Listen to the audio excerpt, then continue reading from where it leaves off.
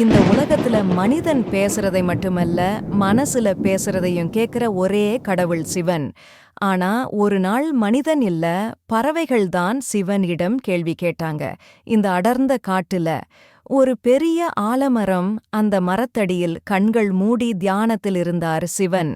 அந்த நேரம் மரத்தின் கிளைகளிலிருந்து சிறு சிறு குரல்கள். சிவா, நாங்க என்ன பாவம் பண்ணோம்? எங்க வீடு மரம்தான். அதை மனிதன் வெற்றான். நாங்க பாடுற சத்தம் இப்போ அழுகையா மாறிடுச்சு சிவா. உங்கள் குரல் என் தியானத்தையும் கலைக்குது பறவைகளே. அவ்வளவு வலி இருக்கா? எங்க குழந்தைகள் வெயிலிலும் மழையிலும் தஞ்சமில்லாம செத்துடுது சிவா. மனிதன் வளர்ந்துட்டான், ஆனா மனுஷத்தன்மை வளரலை. உங்களோட வலி என் நெஞ்சில் இருக்குது. சிவா, அவன் தவறு பண்றான். நீ ஏன் தண்டனை தரல? தண்டனை என் வேலையல்ல கழுகே.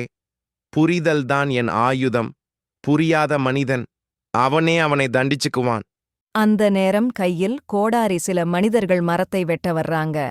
மனிதன் சிரித்தபடி, இந்த மரம் வெட்டினா நல்ல காசு கிடைக்கும். நிறுத்து.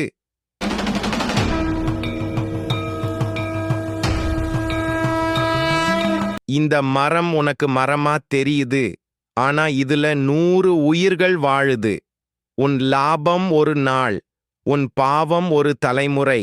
மன்னிச்சிடு ஐயா, இனிமேல் மரம் வெட்ட மாட்டோம். மனிதர்கள் போன பிறகு காடு மீண்டும் அமைதி. சிவா, நீ எங்களுக்காக வந்த கடவுள். இல்லை, உங்களுக்காக நான் இல்லை. உங்கள் வலிய புரிஞ்சுக்கிற மனிதனுக்குள்ளதான் நான் இருக்கேன். கருணை இருந்தால் கடவுள், அகந்தை இருந்தால் அழிவு. சிவன் கோவிலில் மட்டும் இல்லை, ஒரு பறவையின் உயிரிலும் இருக்கிறார். இந்த கதை பிடிச்சிருந்தா மனிதனாக மாற ஒரு முயற்சி பண்ணுங்க. அதுதான் சிவனுக்கான உண்மையான பூஜை. ஓம் நம சிவாய.